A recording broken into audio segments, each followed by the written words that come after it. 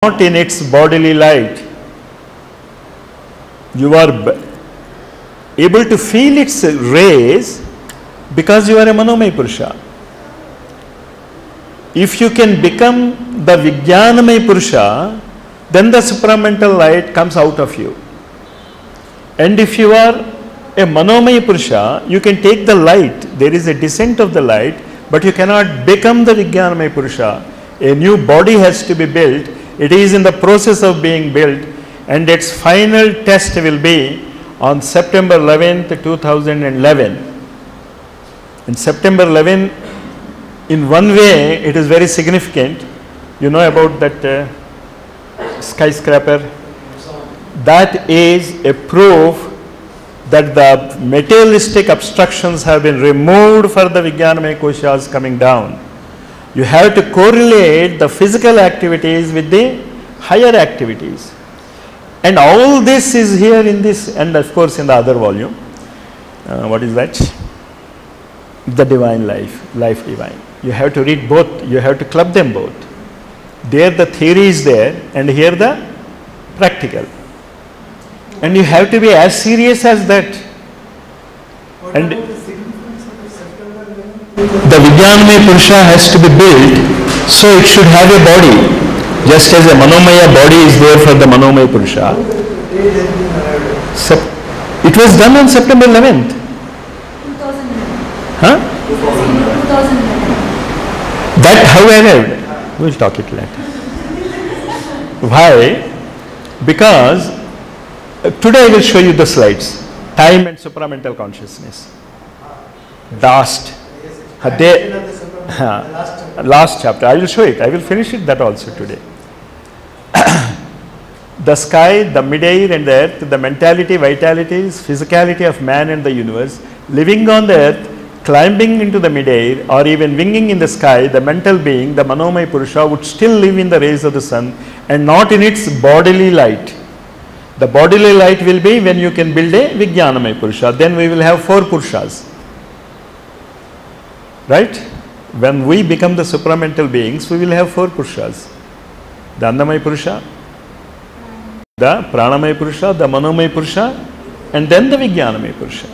So that is what, in the psychological parlance, we can explain people what we are trying to do. We are trying to create a higher psychology. Because psychology is mind level. And mind level, we can achieve whatever it is. But we are trying to go super mind. Would still, and in those rays he would see things not as they are, but as reflected in the organ of his vision. In what is our organ of vision? In Annamaya Kosha, we have a Annamaya vision. In Pranamaya Purusha Kosha, we have a Prana vision. In Manomaya Purusha, we have a Manomaya vision. And because we don't have a Vijnanamaya Purusha, this sun, you can see only with the vision what we have, limited by your instruments, deformed by its faults or limited in their truth by its restrictions. Next. But the Vijnanamaya Purusha lives in the sun itself, in the very body and blaze of the true light. He knows this light to be his own self-luminous being. And in the material plane, this self-luminous plane has descended. That is what radioactivity is. Radioactivity, once it is a radioactive body, you can't stop it. It is self-luminous. It continues. What you can do for a radioactive thing is you can put a shield, that's all. But you can't stop its emanations of alpha, beta, gamma rays. The same radioactivity must descend into your Manomaya Purusha. Then you will become radioactive. And he sees the whole truth of the lower triplicity and each thing that is in it. He sees it not only by reflection in a mental organ of vision, but with the sun of gnosis itself as his eye. For the sun, says the Veda, is the eye of gods. This eye of gods, Chakshushi Vidya, later we will discuss. Next, the yoga of self-perfection. I start with chapter 19th. Let us say if this chapter 19th probably gives you the entire yoga of self-perfection completely. Let us see this slides. Page 783. It is a radical conversion as great as and greater than the change which we suppose evolutionary nature to have made in its transition from the vital animal to the fully mentalized human consciousness. So, the yoga of perfection has this goal in view. It is not making your Manomaya Purusha great, not making your mind reach the 4 levels of mind, the higher mind, the illumined mind, the intuitive mind and the overmind. These are mental levels.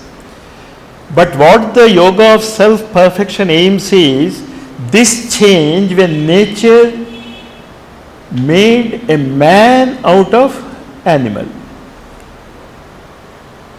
The man becoming divine, supermind, is a radical conversion greater than the change when an animal mind has become a human mind. So this is the goal of perfection. So this must happen in us. How can it happen? Let us see. The yoga of perfection necessary to this change, the change in evolution. So far as we have been considering it consisted in a preparatory purification. So this is the first step. This is the goal of the previous 3 yogas and plus 2. What is plus 2? Hatha Yoga and Raja Yoga. And what are the 3? Jnana Yoga, Karma Yoga and Bhakti Yoga. So these are all the purification yogas. And once a thing is purified, you use it totally, is it not? You may purify it step by step. But once a substance is purified, you use it in its entirety. That is integration of the 5 yogas. So, the yoga of perfection is a part of integral yoga, consisted in a preparatory purification of mental, vital and physical nature. How? The physical nature by karma yoga, nishkama karma yoga. And then if you can grow to the equality, samatvam yoga uchyate, and then later you become an expert in those actions. Generally, when you don't have any desire, you will not work.